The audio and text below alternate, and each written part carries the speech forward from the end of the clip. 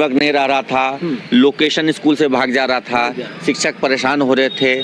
2 दिन पहले रोहतास में एक शिक्षक पहाड़ पर, स्कूल के बगल में पहाड़ था, वहाँ चढ़े और वहाँ से गिर गए या किसी ने धक्का दे, लेकिन उनकी मौत हो गई। तो इस ऑनलाइन अटेंडेंस के चक्कर में जान चली गई। सवाल ये है कि उनकी मौत का जिम्मेदार कौन है? शिक्षा विभाग है। शिक्षा विभाग ने ऐसी व्यवस्था बनाई कि उनको पहाड़ पर चढ़ना पड़ा अटेंडेंस बनाने के लिए। ऐसे कई सारे शिक्षक हैं जो दुर्घटनाग्रस्त डेली हो रहे हैं इस ऑनलाइन अटेंडेंस के चक्कर में। व्यवस्था ये होनी चाहिए कि जो पूरे प्रदेश में, पूरे देश में बायोमेट्रिक अटेंडेंस की व्यवस्था है वो सरकार लागू करा दे।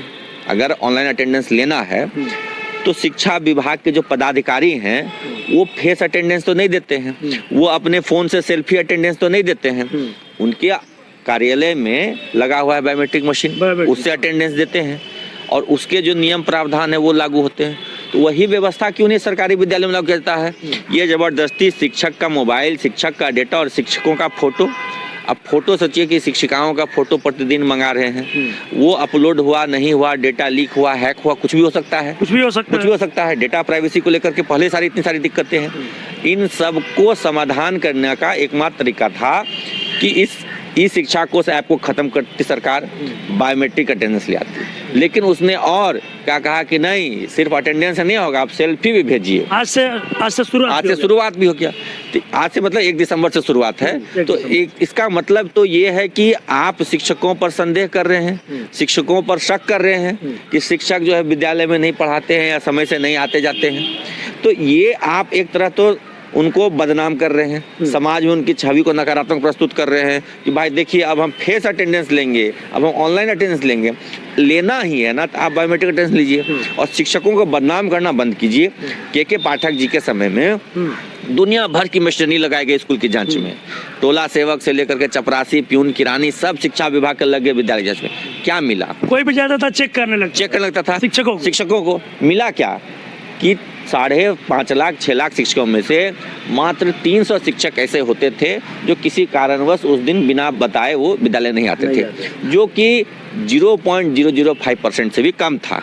और ये तो किसी जगह हो सकता है, किसी भी संस्थान में 100 में से 1 आदमी तो ऐसा हो सकता है कि बिना बताए किसी कारणवश नहीं आ सके, 1000 में से 1 व्यक्ति हो सकता है। ये पहले से ही क्लियर हो चुका है कि अटेंडेंस को लेकर के शिक्षकों की जो छवि खराब की गई है उसमें कोई सच्चाई नहीं है। हर तरह की जांच कर ली गई, ऑनलाइन अटेंडेंस ले लिया गया, तरह तरह के पदाधिकारियों से जांच करा लिया गया, चपरासी, किरानी, टोला सेवक, सफाई कर्मी सब से जांच करा लिया, कहीं कोई नहीं पकड़ाया। सब फेस अटेंडेंस का शिक्षक संगठन विरोध करते हैं, पूरा विरोध करते हैं। ये बिल्कुल गलत है, गैर कानूनी है, असंवैधानिक है।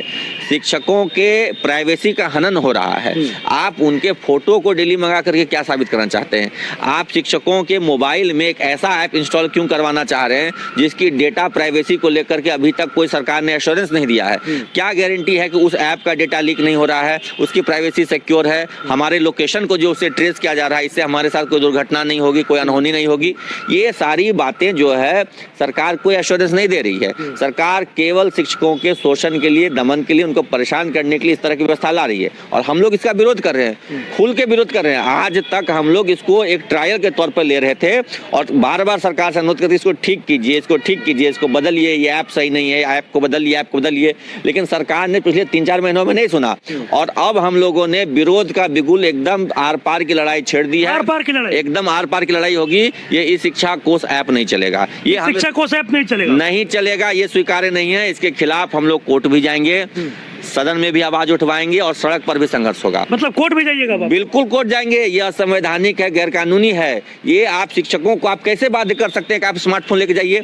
अगर कोई व्यक्ति है स्मार्टफोन, कोई शिक्षक है जो स्मार्टफोन नहीं